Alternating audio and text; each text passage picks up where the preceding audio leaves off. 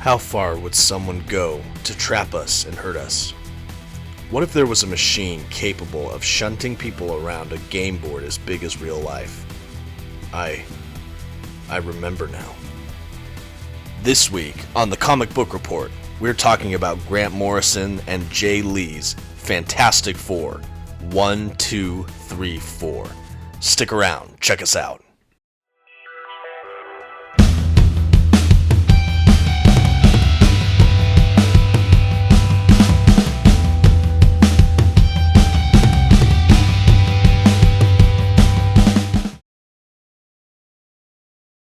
Alright, it's that time of week again. Hello everyone, my name is Dominic and you're watching the Comic Book Report, where we review comics and graphic novels so you can find out what to read. This week, we will be showcasing Fantastic Four, 1, 2, 3, 4 by Grant Morrison and Jay Lee. A couple quick facts for you. This is part of Marvel's Marvel Knights run. The series itself was published between 2001 and 2002. The paperback I'll be reviewing today comes in at around 96 pages. And finally, before we get started, I'm going to issue a brief spoiler alert. I'll try not to go into too specific details, however I will be flipping through this collection, making comments, and showcasing the art. So you've been warned. Alright, so here is the collection itself. Like I said, this is Grant Morrison and Jay Lee's Fantastic Four, 1, 2, 3, 4. I have a trade paperback collection. They also released this in hardcover and I believe digital. Taking a look at this collection, you can see the front cover, the spine, and here we'll go look at some of the back cover details, has a brief description, as well as what it contains, which is issues 1 through 4 of this miniseries. It's definitely a shorter collection, but for my money, it's one of the more interesting Fantastic Four stories. This page here shows some of the other creative teams on the book before we proceed into the collection itself.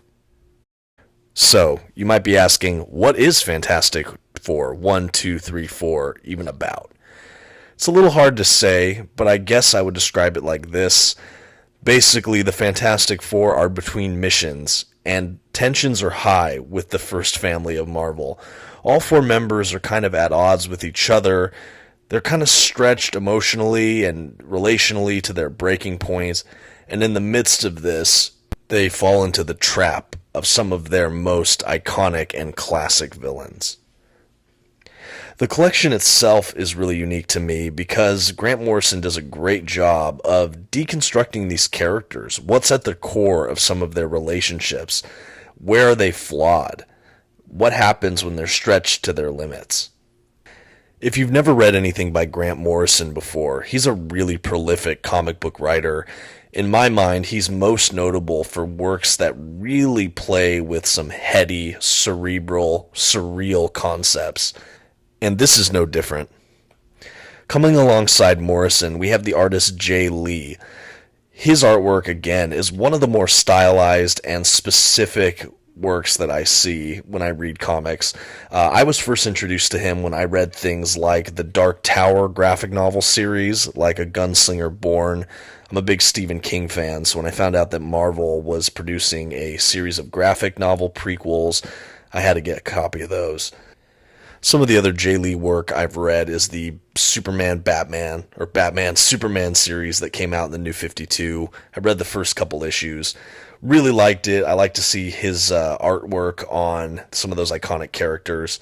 He's done so many more than that, but those are some of the ones that I first got introduced to his art. I was delighted to see him in this collection. I really think he does elevate the work here that Morrison writes out. And that's really the collection here, guys. You know, short and sweet. Since we still have a little bit of time left, I did want to showcase a little bit more of the artwork up ahead here. We have some great renditions of characters like the Human Torch, Johnny Storm. Dr. Doom, of course, has some terrific pencils of him. And this story leans heavily into one of my personal favorite characters, of course, Namor, the mighty submariner. And his on and off again flirtatious obsession with Sue Storm, the Invisible Woman. I love the way that this collection teases that out, and you just get so much more of their interaction. Really like it. The last thing I really wanted to showcase in this review is just the page layouts. I love the formatting. I love how they laid these out. I'm not sure if this was Grant Morrison or Jay Lee or a combination of both. I suspect it was Grant Morrison. There's just some beautiful symmetry and line work. There's some more creative ones that come out. Just excellent layouts that really present the art in just a stellar way. And that is Fantastic Four 1, 2, 3, 4, and now it's time to give this a grade. For Fantastic Four 1, 2, 3, 4 by Grant Morrison and Jay Lee, the Comic Book Report gives it a C. This collection had some really great surreal and cerebral storytelling. The art by Jay Lee is incredible. It's worth looking at. The character deconstruction was good, but I still would consider this a relatively average pickup. If you're interested in Fantastic Four or the creators, it's worth a read. But if you're not overly fond of these characters, I would not consider this a must-read. And that is all we have for this week, folks. Again, my name is Dominic, and this has been the Comic Book Report. If you have thoughts on this collection, or on comics in general, I encourage you to leave a comment below. And if you haven't already, I would really appreciate if you would consider liking or subscribing to my page. Thank you so much, and have a great week.